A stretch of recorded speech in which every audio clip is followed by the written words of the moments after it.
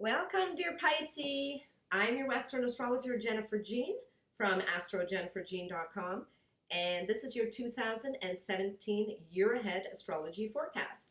This is for anyone who has their sun, their moon, or their ascendant in Pisces, and be sure to watch especially for your ascendant sign. Okay, what does 2017 hold for you, Pisces? First, I'm going to speak about the big benefic planet Jupiter. And where is Jupiter going to be transiting in your chart for majority of 2017 until October? You still have Jupiter in the sign of Libra transiting your 8th house.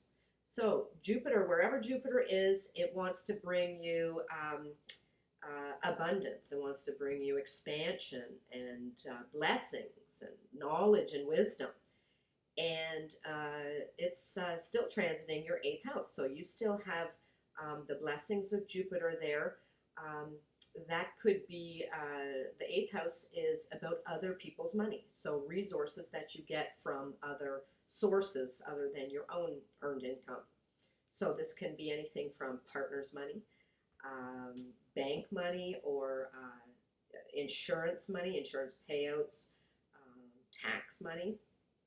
And I'm not sure if I said inheritance, but it's also inheritance is in this house as well. So money could come to you now from other people, other sources of financial gain can be yours when Jupiter is transiting here. Now on October the 10th. Jupiter will move into the sign of Scorpio and then will be transiting your 9th house. But I will be here more to speak about that during the monthly horoscopes, and you can follow me. I will be speaking a lot more about that closer to that transition. Next, I'm going to speak about the Jupiter-Uranus opposition that we are having a couple of times this year. The opposition is a more challenging aspect. It brings about more tension, and it's ultimately asking you to make some kind of choice or decision where that's kind of like a push and pull, a bit of a tug of war, and you really need to find some balance when this opposition happens. It's happening on March the 2nd. And on September 28th. It's happening from your 8th house to your 2nd house. So again, the 8th house is about other people's money, other resources that are available to you. And the 2nd house is about your own resource, your own income from your job.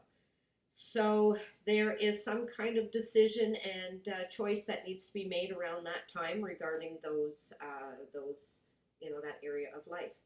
So see how that plays out for you, Pisces.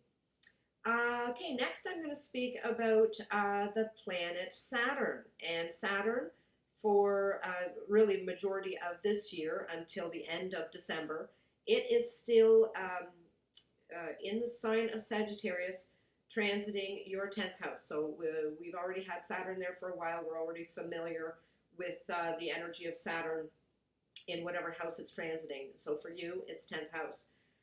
Saturn is there to make sure that you do the hard work it asks you to. Take no shortcuts. You have to be disciplined, responsible, and mature in that area of life it's transiting. And for you, it's 10th house. 10th house is about your career. It's about your reputation and your status. So you may have found that you had to work extra hard and make a lot more responsible and disciplined decisions in your career to work your way up the ladder. But again, Saturn is just there to teach you to do it so that it comes from you, that it's not just handed to you.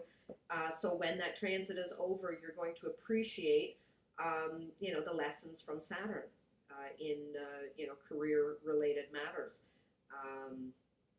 Saturn is making a beautiful harmonious aspect to Uranus, which is a really good thing for stability, because Uranus is nothing to do with stability. Uranus is the mover, the shaker, wants to, get us out of the rut, get us out of our comfort zone, and sometimes can come, as a surprise event, or, sometimes it feels like our whole world's just been shattered when Uranus is involved. But Saturn is trining Uranus, so that's adding a nice, stable, grounded energy to, whatever Uranus is, wanting to sort of change and shake things up in our life, just ultimately to make us, so that we're living our more authentic life and our more authentic self. That's happening on May 19th and on November 11th. That's happening from actually your 10th house to your second house. So something good and stable within career and money that you earn. So this could be something, getting a promotion, getting a raise, maybe, changing your status somewhere in the company. That's a possibility too. Okay, and then at the end of December, as I mentioned, December 19th is then when Saturn leaves the sign of Sag and enters Capricorn, and then that will be transiting in your 11th house. I will be here again more to speak about that transition more at the end of the year and throughout the monthlies.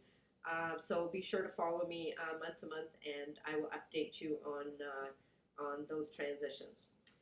Okay, next thing we're going to speak about is Venus. The planet Venus is going retrograde this year.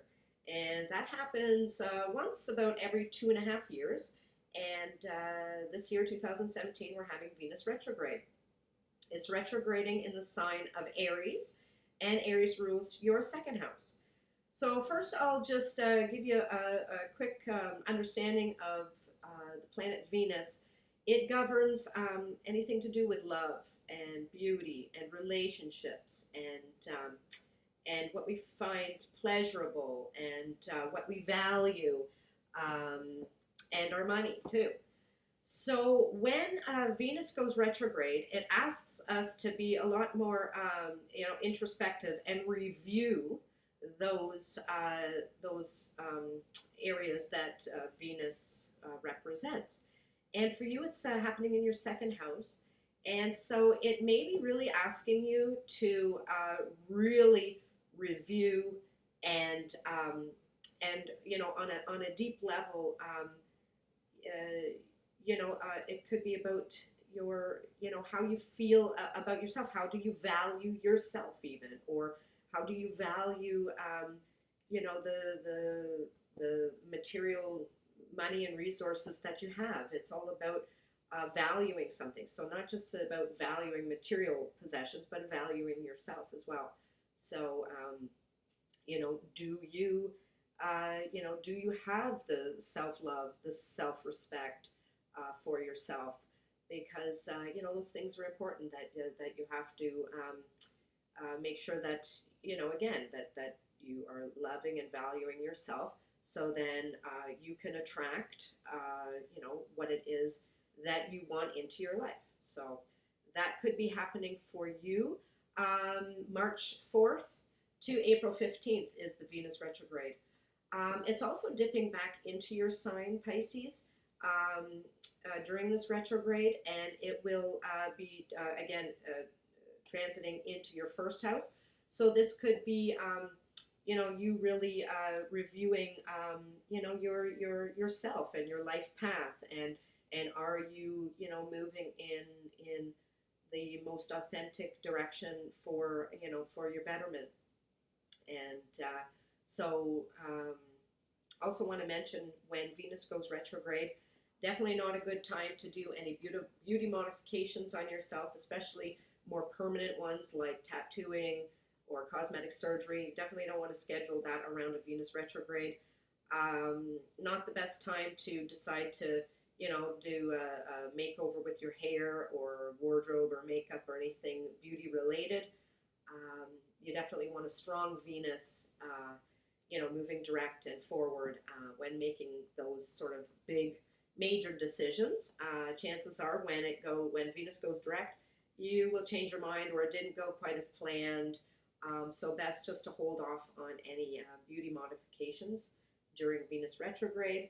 Also not the best time to start a brand new relationship. I'm not saying you can't, but just know that, new information about that other person could be revealed once Venus turns direct. So, I mean, that could be a good thing or a bad thing. It can also sometimes bring old flames and old love back into your life. Again, it's a time for review or reconsidering. Again, up to you if it's something that you want to continue and pursue, or it can be an opportunity to heal and sever the karmic tie that if that hadn't been settled and healed now during Venus retrograde, that could be a time to do that. Okay, enough about Venus retrograde. I'm now going to talk to you about the eclipses that are happening in 2017. So eclipses are like amped up full moons and new moons. So they have like the energy of about 30% more energy. And as the name suggests, eclipse, they are there to either eclipse things out of our life that no longer serve our best interest, or to bring in new opportunities that can help us to grow and evolve. So first I will talk about the lunar eclipse that is happening. It's happening on February 11th in the sign of Leo, and Leo rules your 6th house. So the lunar eclipse is all about, something coming to fruition, ending a chapter, closing something. It's, a manifestation or culmination of sorts. So 6th house, this could be anything to do with, your daily routine, your work, that the service that you provide at work, can be about, health related, diet or exercise.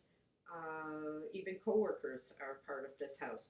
So during this time, maybe a coworker is leaving. If it's health related, you may get, you've been maybe waiting for a diagnosis. Now might be a time to hear about that.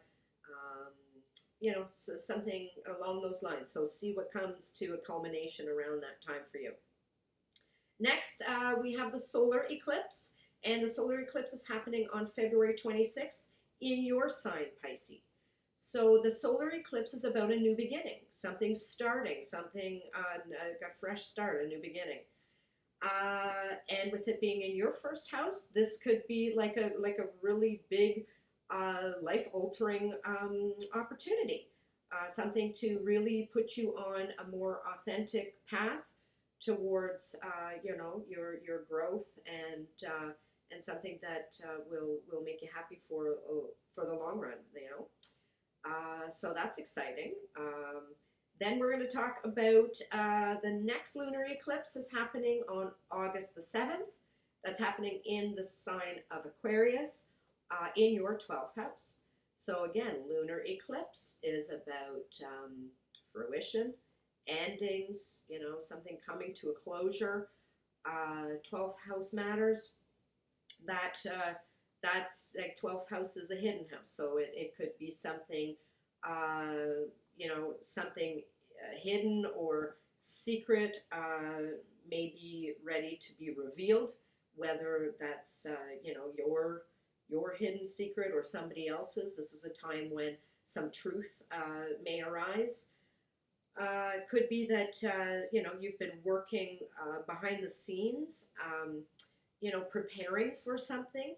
This may be a time, that it comes to fruition, and you're ready to reveal something you've been working on behind the scenes. So see how that plays out for you. Something coming to an end, to a close.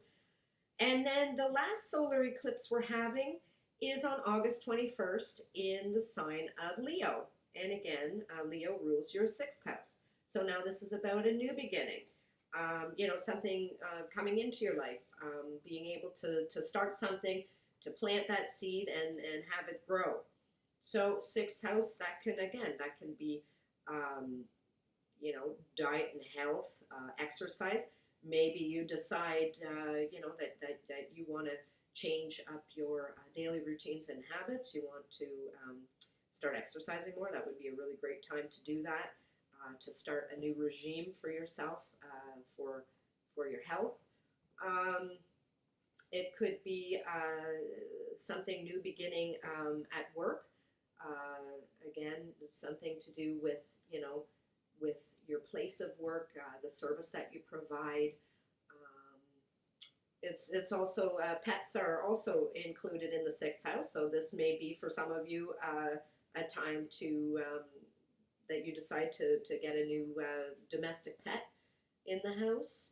Yeah, okay, I think I covered most of it. So I hope you enjoyed the video for the 2017 year ahead astrology forecast. Be sure to follow my monthly videos where I will go more in detail for you know, the months to come. And thank you again so very much for watching. If you would like for me to have a look at your personal unique birth chart, please visit me at astrojenniferjean.com. I would be so happy to hear from you. Don't forget to like, subscribe, share, and comment on all my videos. And until next time, thanks again and stay positive.